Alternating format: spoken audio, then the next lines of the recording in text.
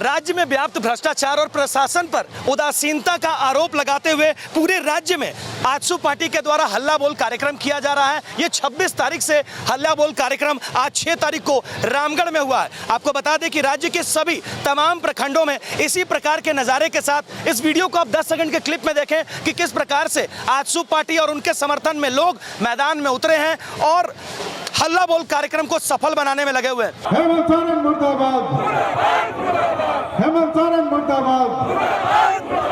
दिन दहाड़े घर घुस कर लोग हत्या कर रहा, चैन चिंता हो रहा, पूरा जनता त्राहिमाम कर रहा। आजसू पार्टी ने आंदोलन किया था तो पूरा झारखंड के बालू को हेमंत सोरेन बेचने का काम किया था।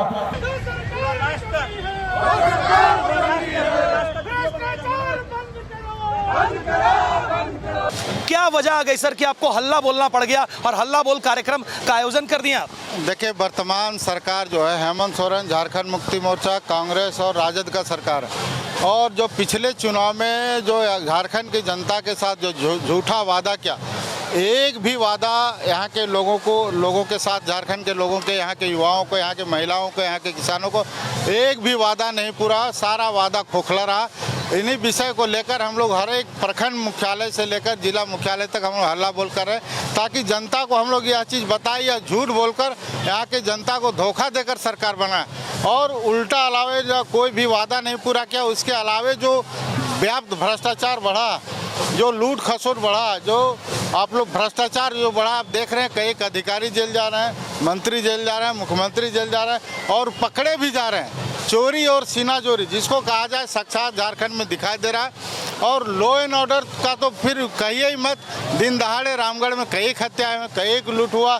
इस तरह से पूरे राज्य में उग्रवादी अपराधियों, आतंकवादियों का जो मनोबल बढ़ा है, इसके विरुद्ध में आजसू पार्टी सरकार के विरुद्ध में हर एक जगह हल्ला बोल करेगी। सर, ये हल्ला बोल कार्यक्रम में किस प्रकार का लोगों का उत्साह देखने को मिल रहा है? किस प्रकार का समर्थन आपको मिला है लोगों का, आपके पार्टी के लोगों को छोड़कर आम लोगों को? देखिए, आम लोगों से भी आप राय ले सकते हैं। और जो भीड़ है, जो हमारे कार्यकर्ता और हर एक पंचायत से लोग आए, लोगों में जो आक्रोश दिख रहा है कि भाई सरकार जिस प्रकार से लोग धोखा दिया, चूंकि चुनाव का समय है और इस चुनाव में वैसे लोग ऐसे भ्रष्ट सरकार को मुंहतोड़ जवाब देने के लिए, ऐसे धोखेबाज सरकार को मुंहतोड़ जवाब देने के लिए सरकार के विरुद्ध में एक एक व्यक्ति तक, एक एक घर तक हम लोग जाएंगे और सरकार के विरुद्ध में लोगों को बताएंगे। जेल से बाहर फिर से शेर आ गया है सर। देखिए, भ्रष्टाचारी लोग बाहर आते हैं तो लोग बोलते हैं अभी आरोप मुक्त नहीं हुए हैं और कई एक मंत्री जेल गए हैं, नोटों का पहाड़ पकड़ा जा रहा है। कई के अधिकारी भ्रष्टाचार के विरुद्ध में, आप प्रखंड में जाए, जिला में जाए, जहां भी जाए, किसी भी विभाग में जाए, भ्रष्टाचार बढ़ा। इस तरह से भ्रष्टाचार के विरोध में केंद्र सरकार, भारत सरकार कार्रवाई करते रहेगी। और अभी भी आप देखेंगे कई अधिकारी के यहाँ छापामारी हो रहा है। तो इसलिए सरकार, भ्रष्ट सरकार जो फिर से जेल से बाहर आने के बाद लूट खसोट और बढ़ेगा, इसे लोग काफ़ी दहशत में है। और अभी सरकार किस प्रकार से अपने खुद दहशत में, सरकार अकेले मुख्यमंत्री लिए अभी डर है उनको, हमारे विधायक इधर उधर हो जाएंगे, पहले बहुमत साबित करना चाह रहे हैं। और चंपई सोरेन को किस प्रकार तुरंत हटा दिया गया, 2 महीना समय बचा है। और कितना आतुर है इस झारखंड को लूट को बढ़ाने के लिए।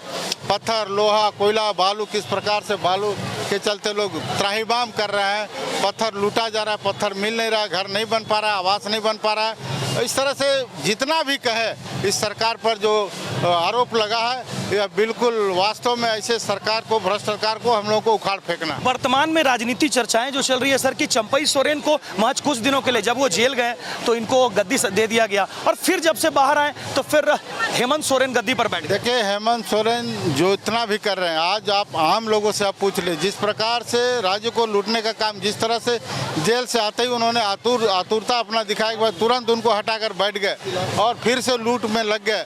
और वैसे भ्रष्ट अधिकारी जो लोग लूट में फंसे हुए, हम लोग हमेशा उनके विरुद्ध में आंदोलन करता रहेंगे और इस चुनाव तक हम लोग हर एक व्यक्ति तक हम लोग।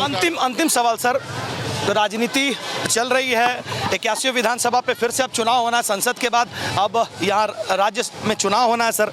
तो जेएमएम के लोग, मतलब इंडिया गठबंधन के लोग कह रहे हैं कि 81 सीट इस बार उनके कब्जे में होगा, आप कहीं नहीं होंगे। देखिए, भ्रष्टाचार जो किए हैं, जो पैसे के बल पर किस प्रकार से लोगों को आज गलत तरीके से पैसा कमाकर लोगों को लूटा गया है। और प्रखंड में भी जाइए, मोटेशन के नाम पर लोगों को लूटा जा रहा है। और वैसे गलत पैसा का उपयोग करके उनको घमंड इतना ज़्यादा हो गया कि आप देखोगे यदि उनका रहता तो हम लोग विधानसभा, अभी लोकसभा हुआ, हम लोग 9 सीट हम लोग जीते हैं, सबसे ज़्यादा सीट जीते हैं और 55 से अधिक सीटों पर हम लोग एनडीए गठबंधन का हम लोगों का बढ़त मिला है। इसलिए आने वाला जो सरकार होगा, आने वाला चुनाव में जो होगा एनडीए गठबंधन का होगा और हम लोग अपना सरकार। अगर इस तरह ये आंदोलन के बाद भी अगर आपका मांग पूरा नहीं होता, भ्रष्टाचार में लगाम नहीं लगता है, तो आगे का आंदोलन का रूपरेखा क्या होगा? पहले कहा जो बिजली व्यवस्था चरमरा रही है, शिक्षा व्यवस्था चरमरा है, हम लोग आने वाले समय में यदि 15 दिन में सरकार हल्ला बोल कार्यक्रम और जो हम लोग लिखित रूप से जिला और प्रखंड में हम लोगों ने दिया है, सरकार का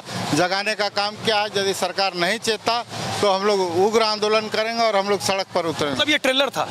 निश्चित है, हम लोग सरकार को चेतावनी दिए हैं कि हल्ला बोल कार्यक्रम के माध्यम से आने वाले समय में सड़क में और हम लोग विभाग में बिजली विभाग की बिजली व्यवस्था को लेकर भी हम लोग घेरने का काम। धन्यवाद। तो ये चंद्र प्रकाश चौधरी जी, सांसद गिरिडीह के, जिन्होंने इस आंदोलन की रूपरेखा को तैयार किया, इसके नेतृत्व करता, और रामगढ़ प्रखंड में यह जो कार्यक्रम आप हल्ला बोल का देख रहे हैं, इसमें इन्होंने राज्य सरकार को और प्रशासन को खुली चेतावनी दी है और इन्होंने कहा कि अगर इस 15 दिन के ट्रेलर से भी वो अगर नहीं बाज आते हैं तो आगे का फिल्म कैसा होगा आप सहज अनुमान लगा सकते हैं। धन्यवाद।